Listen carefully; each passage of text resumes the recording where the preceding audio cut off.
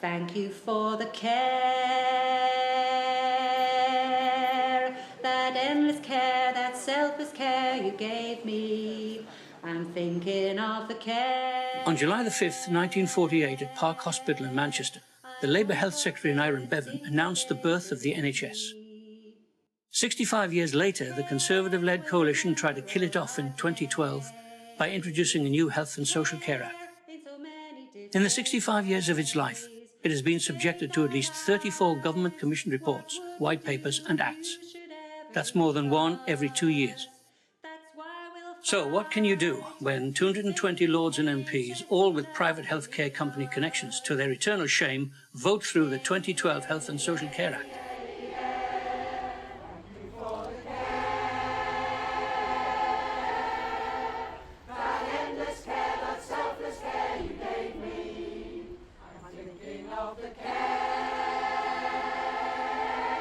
So what you do is, you start to fight back. And you form a group to fight the privatisation on a local level. And you start to have meetings to discuss tactics.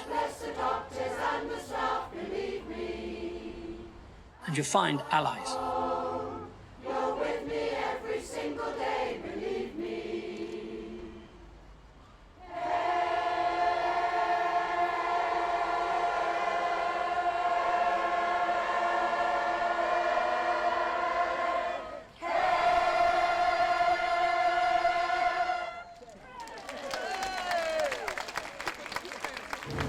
We want to raise people's awareness about what's happening to their health service and that it's being taken over piecemeal by multinationals. Public need to get angry.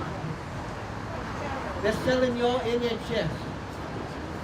Despite what the mainstream media tell you, it's up for grabs. But it's not too late to stop that. It's not happened yet, largely. So we want people to be active, looking out for their local services, writing to their MP, getting out on the streets and generally saying we're not bloody having it. You've already paid for it. You, your kids, your grandkids, they're going to lose it all because some thieving dick wants to profit from your NHS, from your ill health. That lots of resources and money go to shareholders. That's what's wrong with private companies like Aviva being involved in the health system. And it takes money and resources away from healthcare for people, and it stops sensible planning of a health system, because a lot of the planning is going into making profit out of people's ill health. That's what's wrong with it. Days after the statute, the Health and Social Bill was made law, Virgin Care signed £500 million worth of contracts. And a private report addressed to the private health companies estimated that there is 50 billion worth of services that will go to the private sector in the next 5 years.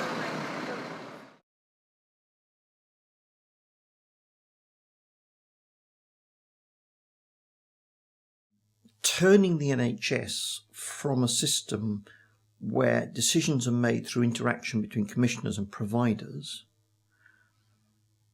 which is a linear process, there's just a simple line between the commissioners and providers and they divide between themselves, to turning it into a triangular process where decision making is made between commissioners, providers and patients. And the problem with patients is they get in the way of the traditional ways of doing business.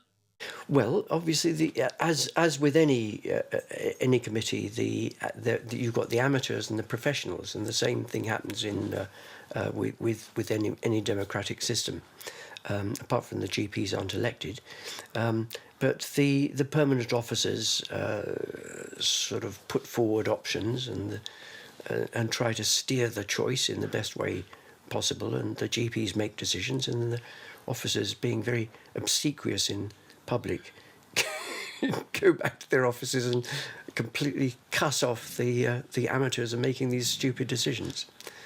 Turning the line into a triangle is difficult for somebody who's spent their career taking decisions by squaring off providers and commissioners. And then having the patients have the temerity to bring in a law firm and a QC and to challenge the legality of the not being involved, it is seen by them as being incredibly aggressive. I agreed to be a plaintiff in this action, and I was there when there was a meeting between the lawyers, and that involved our QC David Locke and a solicitor from Bevan Britain who was representing the CCG. There was also the chief officer from the CCG and the chair of the CCG.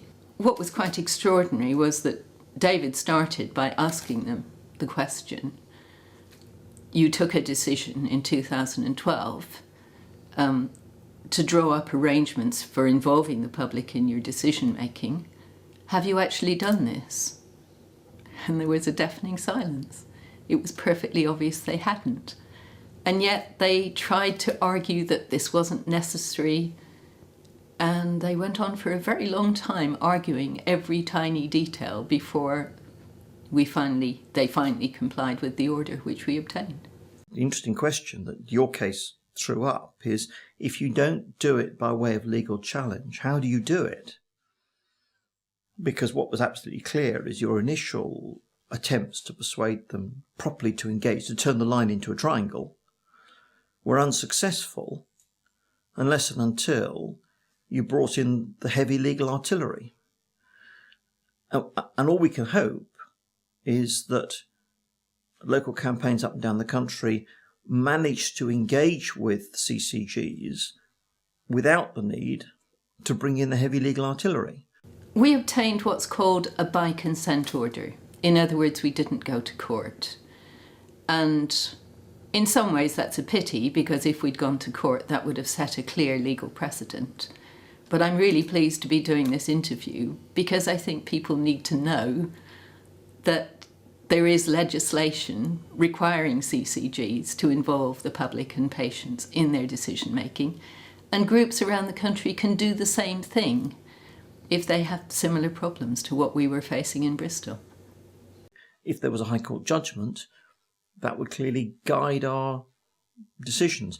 But it won't be a panacea, because it'll only reflect on the law as it exists and is relevant to whatever the particular facts are that come before the court in that dispute.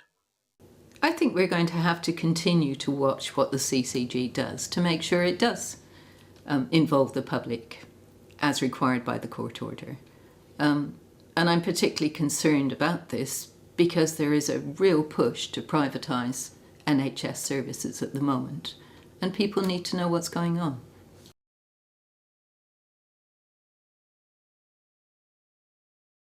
With CCGs, they're too small, so the individuals who are the GPs on the CCGs don't have the time to understand many of the complex issues around commissioning. They're not necessarily coming with the right experience often. Some are very good, don't get me wrong, some are really good, but many simply don't have the experience of running public bodies or understanding how you pull the levers to make change effective. They ramble, they go off on tangents, they don't make decisions. Well, they can be outsiders to the complicated interface between acute care and social services, because they come from a general practice background as opposed to working within those organisations. And so, in order really to make meaningful decisions, what they have to do is to bring in consultants who are exceedingly expensive and also exceedingly controlling. They don't tend to recruit powerful non-execs with relevant experience who are a very important check in the system of checks and balances to how public bodies work. So we have all these amateurs coming in and managing squillions of taxpayers' money. So in those circumstances, you inevitably end up with small organisations being dominated by a small number of senior NHS managers And then, of course, you're in a situation where the quality of the decision making is almost entirely dependent on the quality of those individuals. So the GPs are just sort of sitting there, occasionally talking about their personal experience, but basically the whole thing is just primary care trusts all over again, but with very expensive consultants controlling it. They could have achieved virtually everything they wanted by simply putting more GPs on the boards of primary care trusts.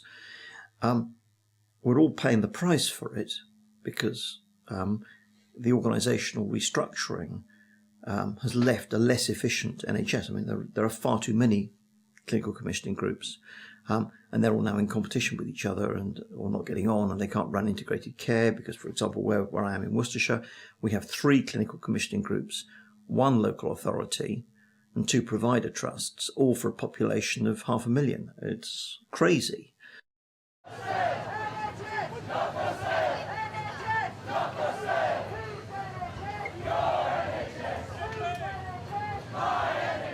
We will put compassion above competition, integration over fragmentation, people before profits. That is what we will do. It is a financial elite which is booming whilst everybody else struggles. Those are the people we should be angry with.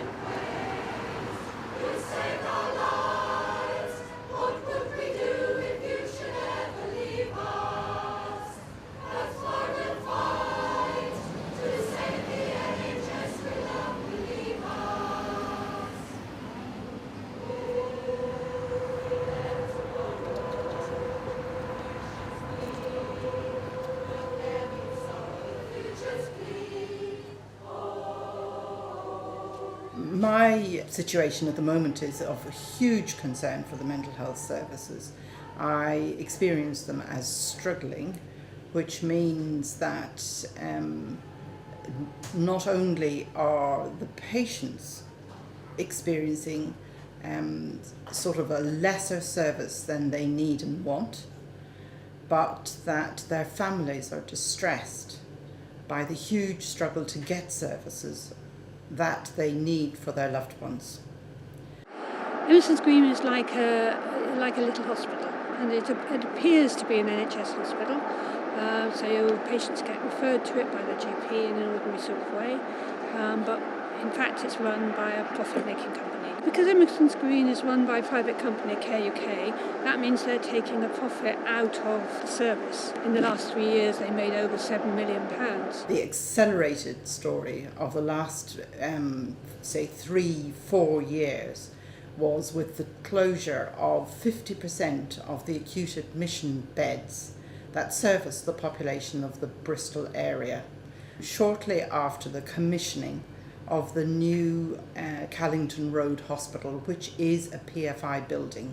It is the widespread understanding that the payment for Callington Road is a tax on the services. Well, patients have got quite a lot of issues because if they've got anything at all unusual or complicated about them, they come along and then they get sent off somewhere else because Emerson's Green doesn't have any of the backup that a normal NHS hospital has. So it can only take people with really simple cases. The public have more trust in it because they don't think when they walk through the door of an NHS hospital that it's the shareholders' concerns that are more important than them, or it's the bottom line, or it's if that person's got more need, therefore they won't treat you because it might cost. The public still have trust because they know that those things aren't the kind of primary consideration. The NHS sees the person and it tries to deal with the person without any of that. The staff, in their experience, have, for I would say over the last 3 or 4 years, have worked under huge pressure.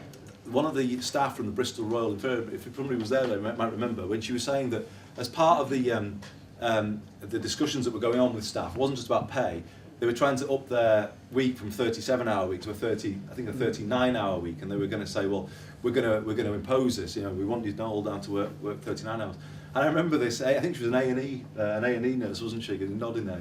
I always remember it in my mind. She said, my reply to the management when they come to me and say, we now want you to work a 39-hour week.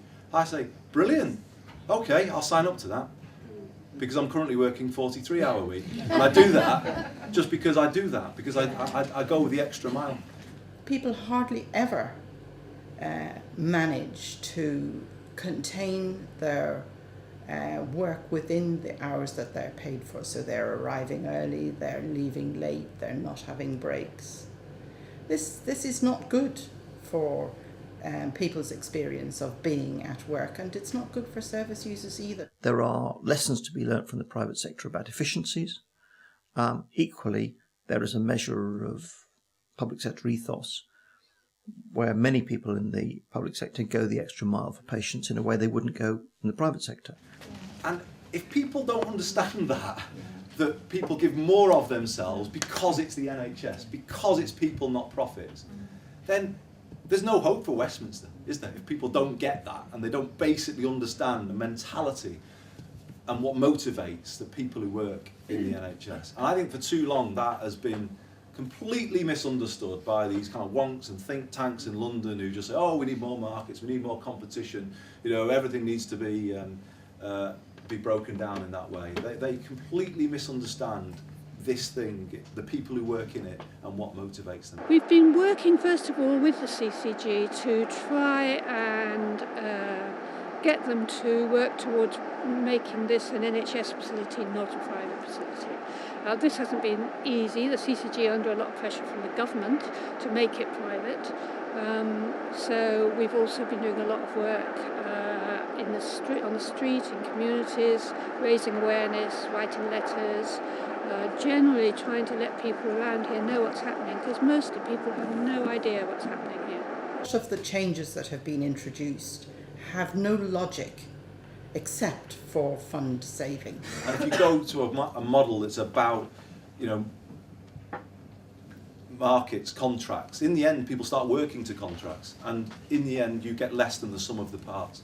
The real challenge for an incoming government, if it wants to accept it, is to move the NHS away from predominantly being organised as a market and into being organised as a public service based on the principles of social solidarity and cooperation. We will repeal the Health and Social Care Act as the first act of an incoming. 13 top-down reorganisations that I've seen in my lifetime. Madness. There's an antithesis between cooperation and competition. The nature of private companies trying to accumulate work to accumulate revenue is it makes it very difficult for there to be proper cooperation. You don't see cooperation between Tesco's and Sainsbury's. The whole marketisation within the NHS and the division and the internal market and the fragmentation, as far as I can see, it's absolutely nuts and very, very inefficient. You know, I shrug my shoulders around this, just not knowing where it's going to go, how we can justify this as being a service according to the principles and the policy and the glossy brochures about the services that we provide in mental health. It's somehow just not good enough. A very large amount of money, which has been voted by Parliament, in other words, paid for by taxpayers, to go to the NHS, has been used to reorganise the NHS in a way that will deliver no apparent benefits to patients. What we have to look at really is the evidence. And the evidence is, the scientific evidence, the hard evidence, the actual assessments is that nationalised medicine, socialised medicine, is better than private practice. You get more bangs for the buck. 2010, the Commonwealth Fund, the international think tank, proclaimed the NHS the best healthcare system in the world, both in terms of quality and efficiency. This is the key thing. There is this religious belief that is put forward in the media by the politicians that private is better, and it simply isn't. It doesn't stand up. It doesn't stand up in the international statistics. You know, the NHS is functioning better than the American system at half the cost. Of course, you can anecdotally say, well, I went to America and had a heart attack and it was absolutely fine. I was sorted out the next day and they gave me a bypass. You've got an anecdote there. But if you look at the statistics on heart attacks and the statistics on anything else per population, the US system just fails totally because it doesn't look after the lumpen proletariat, as it were, the uninsured masses. That's the end of it.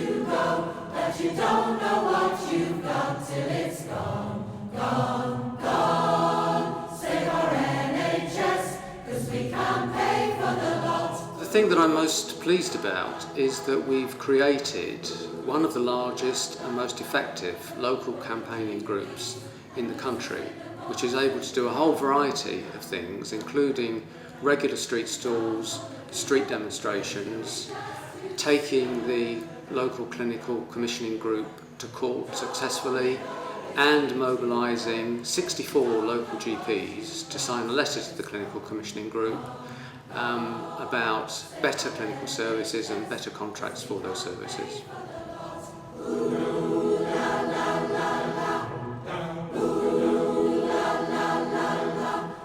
Well, I wanted to join the group to make a difference and help protect something that is close to my heart. I had cancer of the bladder, and this is a way for me to pay back the people that saved my life. Don't know what you've got till it's gone, gone, gone. Save our NHS, 'cause we can't pay for the lot. As a group, I think that we have done our bit and done it well. And I think that in one sentence what I would say is that we've contributed to stopping people sleepwalking into a disaster.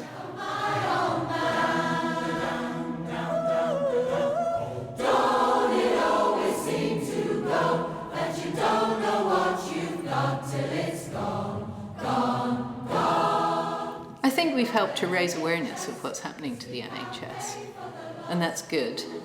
But actually, I think we need to become part of a wider movement demanding a new politics based on justice, equality and compassion. What you've got till it's gone.